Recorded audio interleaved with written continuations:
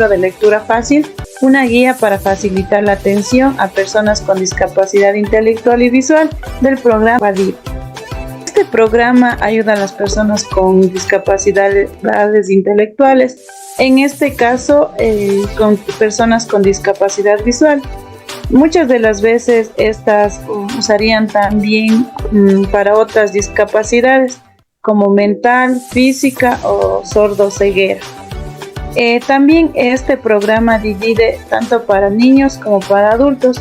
Dentro de los niños pues existe una escuela que es única, donde se apoyan a niños y niñas con discapacidades intelectuales y visuales.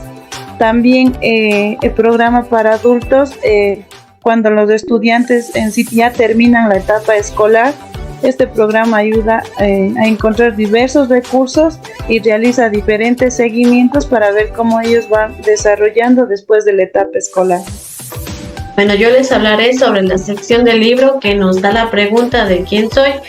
Bueno, aquí es importante entender que esto no solo se refiere a nuestra identidad personal, sino también al hecho de cómo nos comportamos con las demás personas, cómo interactuamos con ellas y cómo las entendemos, es decir, qué tan empáticos somos con ellas, más aún con las personas con discapacidad.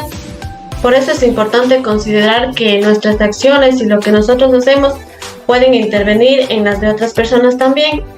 Es por ello que este libro nos da 12 pasos a seguir para poder relacionarnos con las demás personas y comunicarnos con ellas. Como primer paso tenemos,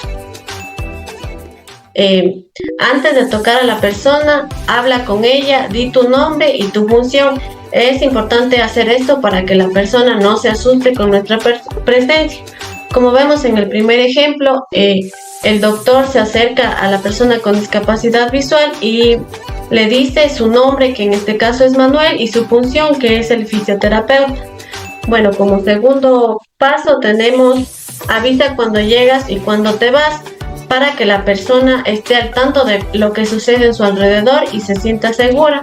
Como por ejemplo, si ya la docente termina de dar su clase, ella le debe decir, por ejemplo, a la persona con discapacidad visual que ya se va a retirar, que va a guardar tal vez su computadora en su mochila y que después de esto ya se va a retirar. Como tercer paso tenemos, antes de empezar, pregunta si necesita algo. Esto para demostrar una consideración ante la condición que presenta esta persona, para ayudar a que se sienta cómoda en el momento de que se realice la clase. Por ejemplo, si vemos que tiene alguna dificultad para ponerse su chompa, le podemos decir necesitas ayuda, o tal vez si necesita agua o ir al baño antes de empezar la clase.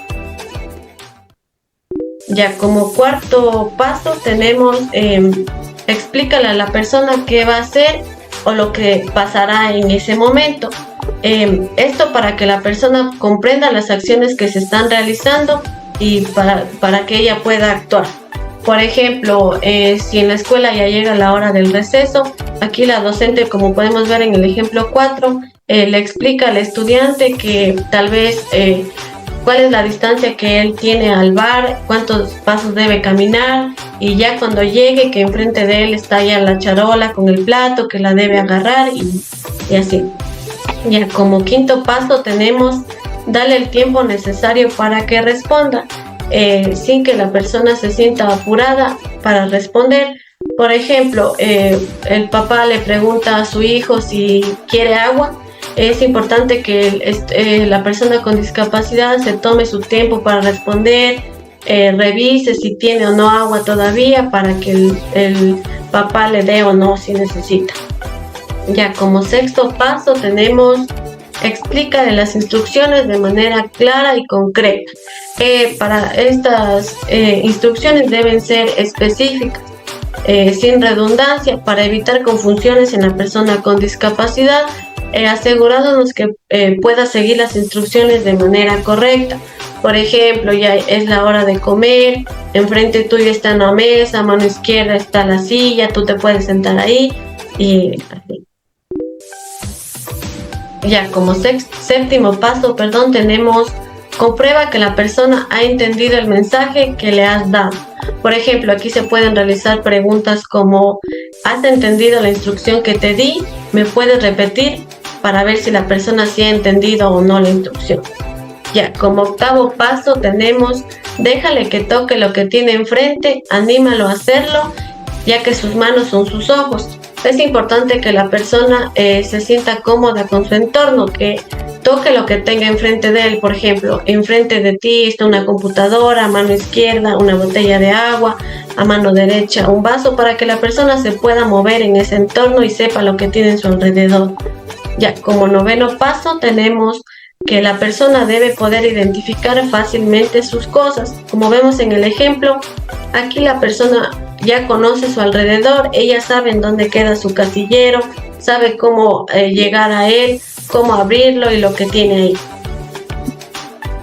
Ya, como décimo paso tenemos que deja siempre las cosas en el mismo lugar o avisa si las vas a cambiar, para que la persona no se sienta desorientada al momento que ella la vaya a buscar. Como vemos en el ejemplo, por ejemplo, si movemos un frasco del lugar, es importante avisarle a la persona para que no haya confusión.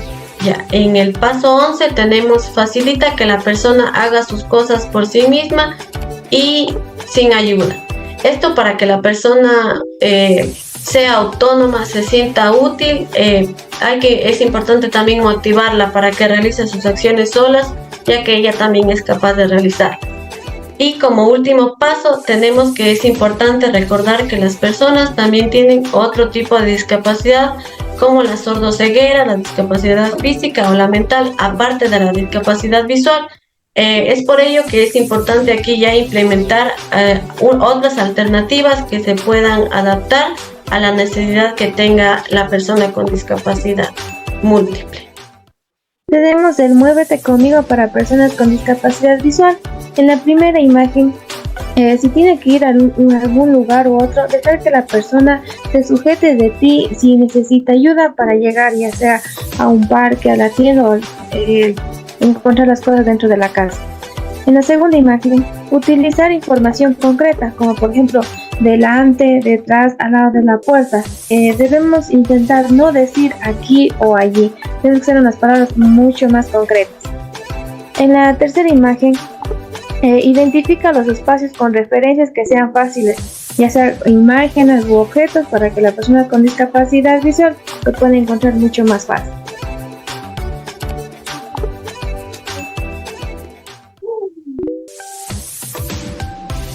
Como cuarto, es importante hacer siempre las mismas cosas y de la misma manera, siguiendo un orden. Haz un calendario fácil de entender y anotar los cambios con tiempo.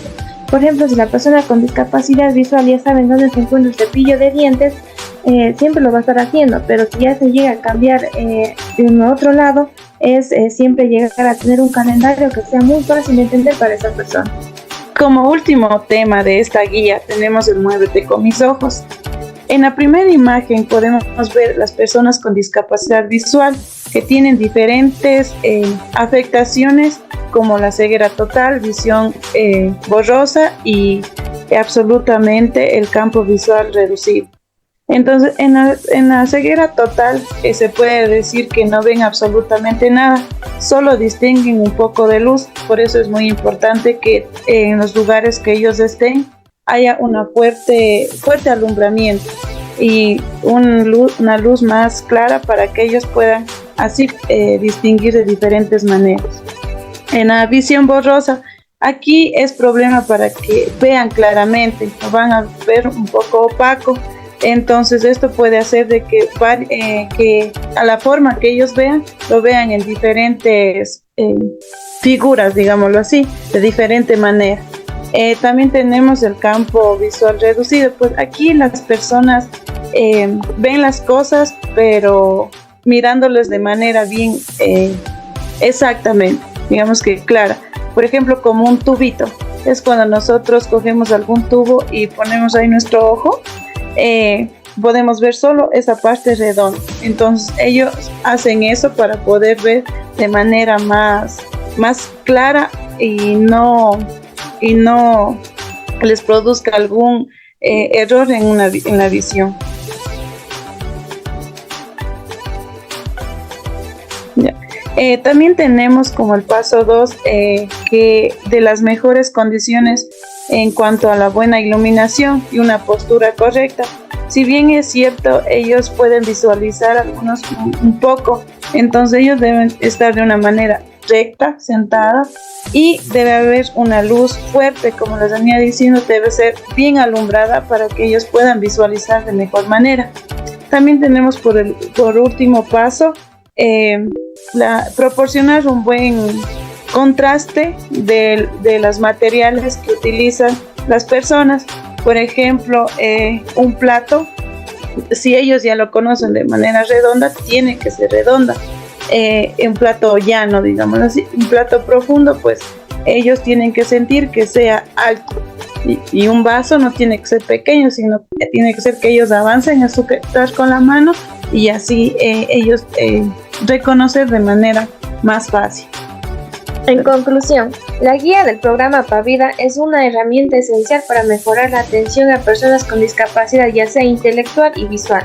Gracias a las directrices prácticas y accesibles que acabamos de ver, se espera que los profesionales y familiares puedan proporcionar un apoyo más eficaz y personalizado, mejorando así la calidad de vida de las personas con discapacidad intelectual y visual.